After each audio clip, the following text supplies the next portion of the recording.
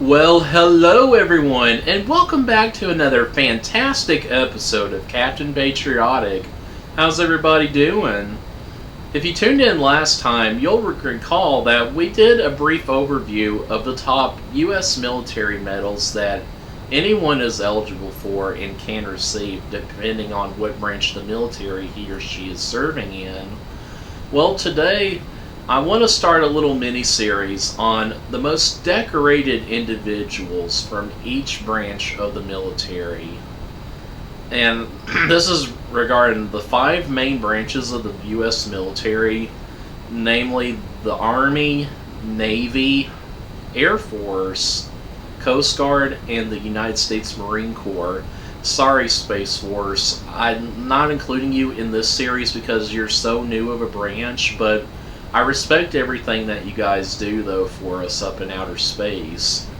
So, to kickstart things today, I want to tell you that coming up with a series of videos was not an easy task, to say the least. There are so many different individuals who've been decorated for different medals and different honors throughout history. It's really hard to choose one particular individual per branch of the military. It really is. There's been a lot of heroes out there, so this entire video in the mini-series that's coming up is dedicated to all of our veterans out there who have sacrificed a lot to serve our country. I don't know where we would be without you guys, so thank you so very much. Now, to kick off this series, the first branch that I'd like to talk about today is none other than the United States Army. That's right, the Army. Now, those of you probably know, the Army is considered by far to be the largest and oldest military branch in the United States. Currently today, there are so many more members that are serving in the Army and the National Guard than any other branch in the U.S. military. Now, the Army, of course, is considered to be one of the main ground infantry units whenever we fight our wars, whether it was in Iraq or Afghanistan recently, or even some of the older conflicts such as the World Wars or Korea. The Army is basically our main ground infantry force and one of the first people to see fighting in whatever conflict we are serving in. Along with the Marines, you know, the Army is usually the first branch to be deployed anywhere, wherever there's a conflict. Now, the Army, of course, has been around the longest, and it's been in service ever since before the Declaration of Independence was signed into law, making us our own country. Now, there, of course, have been a lot of people, millions of people that have served in the Army over its close to 250-year history. Now, some noteworthy people that are Army veterans, of course, a lot of the U.S. presidents are Army veterans, namely George Washington, Abraham Lincoln, Ulysses S.S. Grant, Theodore Roosevelt, which, for those of you who may or may not know, he is the only U.S. president to have ever been received the Congressional Medal of Honor. And he earned that particular honor for leading an assault at San Juan Hill during the Spanish-American War of 1898. It's actually a pretty interesting individual if you don't know much about him. But other noteworthy Army veterans include Dwight D. Eisenhower, and then there's been numerous Hollywood actors that have served in the Army too. I mean, there's so many that you could think of. I mean, Clint Eastwood was drafted in the Army during the Korean War. Director Oliver Stone, who's responsible for such films as Platoon, which is a Best Picture winner, War on the 4th of July, JFK. He was an Army veteran during Vietnam. And there's so many more people that have served in the Army or the National Guard. And to be honest with you guys, when I was doing the research on this first video, it's really hard to pinpoint any one particular U.S. soldier who has been decorated the most throughout his career. Well, I got it down to two choices, and those two are General Douglas MacArthur. I've done a previous video on him if you haven't seen that. General MacArthur actually served in the Army for over 50 years, from about 1899 until the early 1950s during the Korean War. He served in the Philippines right after the Philippine-American War, the U.S.-Mexican War, the border war, I should say, with Mexico, World War I, where he served overseas in Europe, and of course in World War II he served in the Pacific and commanded all Army forces in the Pacific Theater. And then of course he would command forces during the Korean War, the first year, half a year I should say, of the Korean War. So he originally, I thought, was going to be the one that I would do this video on. But then I came across this other individual that I just thought, hey, this guy really does stand above the rest of them. And that particular individual, guys, that I'm talking about is none other than Audie Leon Murphy. That's right, Audie Murphy. I know some of you guys probably heard that name before. I mean, he was a famous actor after World War II ended in Hollywood and everything, but before he became a movie star, he was a decorated U.S. soldier during World War II. So today's presentation is on Mr. Murphy for all of his awards and decorations for serving in World War II. Now that's not to say that other generals like Dwight D. Eisenhower, General Patton, or even MacArthur did nothing. They really did. They certainly did do a lot. They have a lot of decorations, and to be honest with you, General MacArthur is a close second to Audie Murphy as far as medal count and all that, but Audie Murphy just edges him out just slightly to take this top honor for the Army. So guys, let's get right on into this good stuff. Now, Audie Murphy was an American soldier, actor, songwriter, and rancher, and he is among the most decorated American combat soldiers of World War II. In fact, he has received all of the U.S. military medals that the U.S. Army is still offering to this day.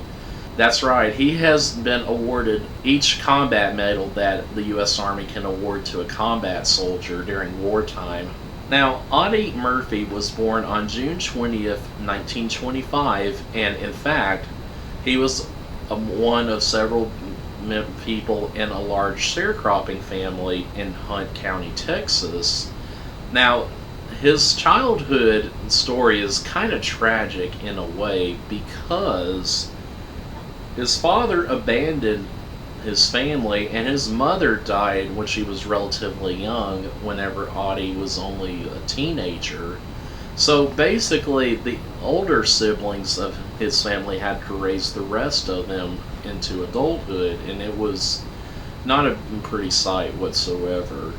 In fact, whenever he was only in 5th grade, he decides to drop out of school in order to help the family make money to live off of. In fact, at an early age, his siblings found out that he had a particular skill with marksmanship, specifically with rifles. After the attack on Pearl Harbor in December of 1941, his older sister was the one that basically helped him forge the paperwork in order to make him eligible to enlist in the military, because at that time the minimum age in order to enlist in any branch of the military was 17.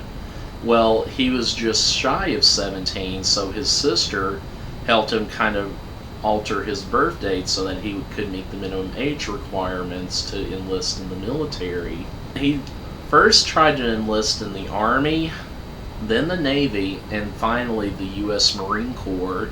But of course, all three of those at the time, they initially turned him down because he was underweight and they felt like he wouldn't be fit for service whatsoever.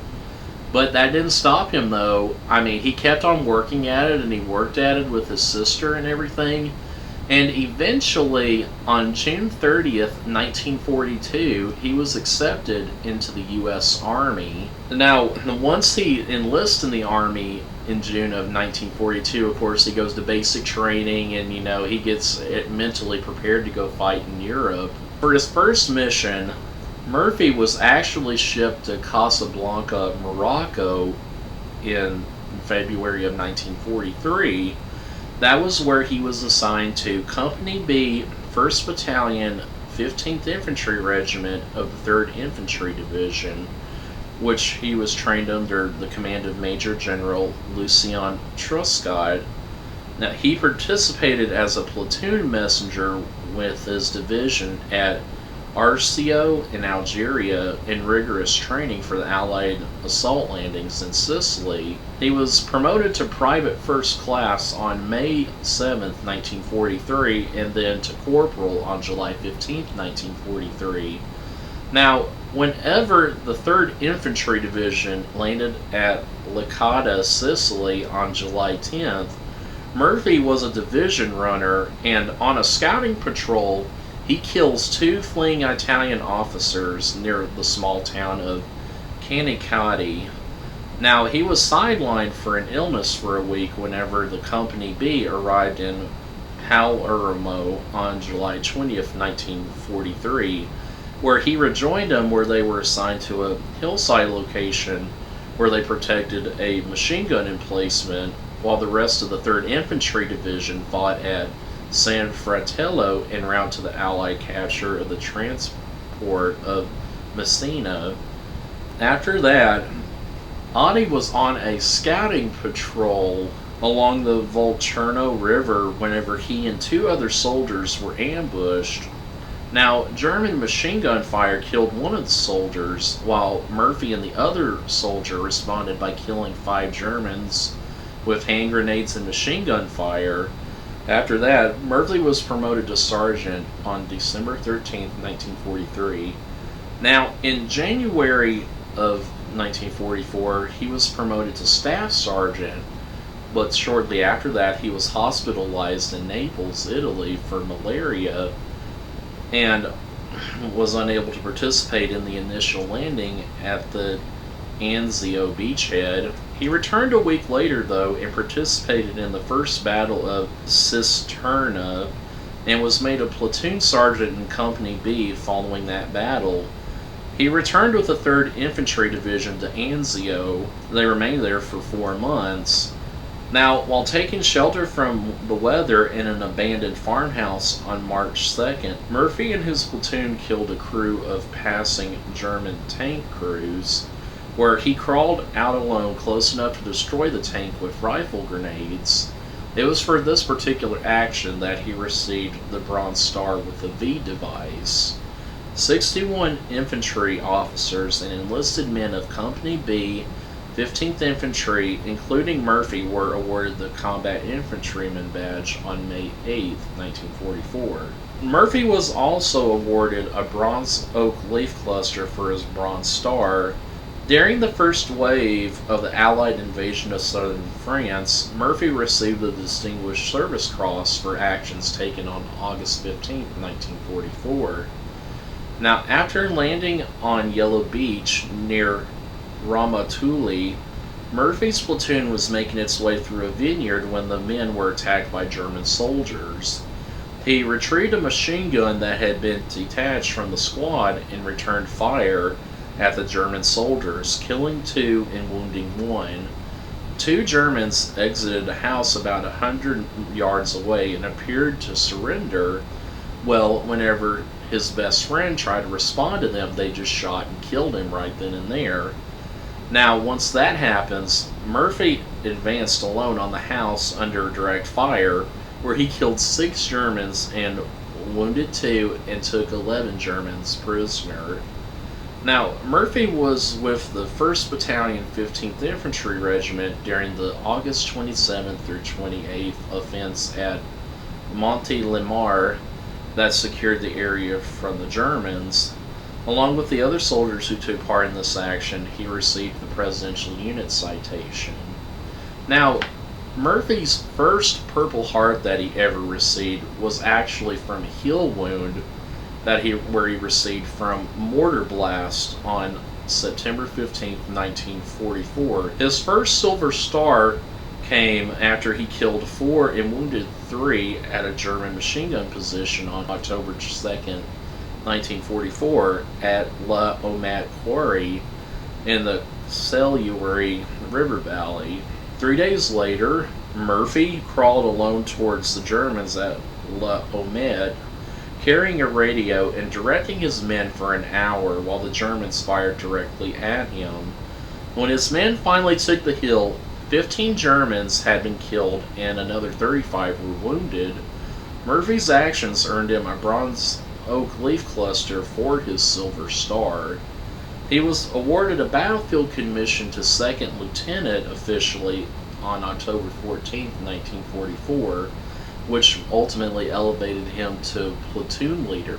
While en route to Brawl-Velloires on October 26, 1944, the 3rd Battalion of Company B was attacked by a German sniper group. Now, Murphy captured 2 Germans before being shot in the hip by another sniper. He ultimately returned fire and shot the sniper point blank between the eyes. For this action, Murphy received his first Bronze Oak Leaf Cluster for his Purple Heart for that particular injury. Now, the Colmar Pocket, which is about 850 square miles in the Vosges Mountains, had been held by the Germans ever since November 1944. Well, it was on January 14th, 1945, whenever Murphy rejoined his platoon, which had been moved to the Colmar area in December, about a month earlier. He moved with the 3rd Division on January 24th to the small town of Holzwehr. At that time, the Germans scored a direct hit on an M10 tank destroyer, setting it ablaze and forcing all the crew to abandon it. Well, it was at this particular point that Audie Murphy ordered all of his men to go retreat in the woods, and he was basically left behind to defend the position where he was covering for his squad mates and everything. While he was trying to hold them off, he was shooting his M1 carbine and directing artillery fire via his field radio onto the Germans. While all this is going on, the Germans are still firing on him directly, so it's chaos altogether. I mean, it's crazy bad right now. I mean, everything and anything was happening right then and there. Well, he saw a break in the moment, and it was during that particular time that Murphy jumped onto the abandoned vehicle and started to fire its .50 caliber machine gun at the advancing Germans toward his position.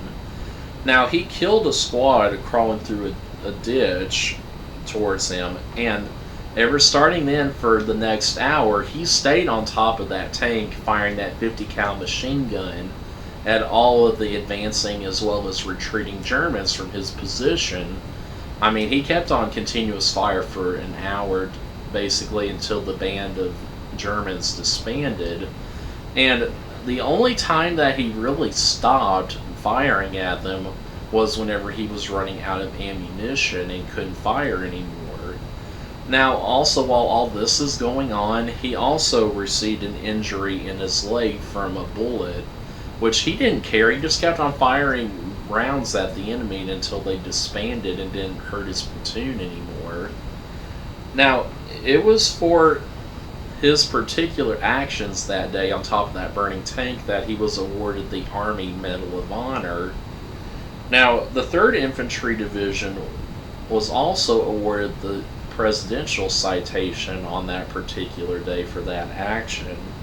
And it was on February 16, 1945, that Murphy was promoted to First Lieutenant and awarded for the Legion of Merit for all of his service between January 22nd, 1944 through February 18th, 1945. Now, it was after he was awarded the Legion of Merit that he was ultimately taken out of frontline service, and he basically served in an administrative role away from the front lines, which by that time he had been fighting in direct combat for about 2 solid years, so I think it was about time to give the guy a break for once. I mean, he did anything and everything that a soldier could have done. I'm just thoroughly impressed that he received all of the medals that he did in such a short time that he was in the Army. Of course, World War II in Europe, anyway, ends in April of 1945, where he actually was stationed right after the immediate aftermath of the war in Europe. Well, after World War II ends and all that, Murphy stays in the Army for the rest of his life. In fact, he stayed in the Texas National Guard, his home state, the whole rest of his life. In fact, while he was a National Guardsman, he actually acted in 40 different movies to his name. I mean, he was an actor in Hollywood and everything. I mean, he had everything going for him for sure.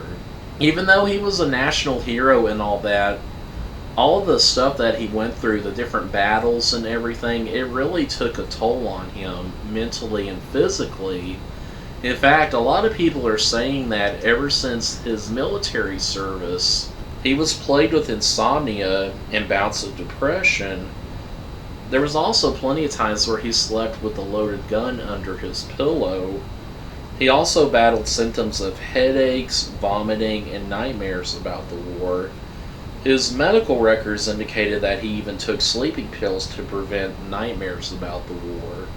Basically have all these symptoms for the rest of his life. I mean, who could blame the guy? He saw a lot of blood and gore and fighting and all that. I could totally understand that for sure.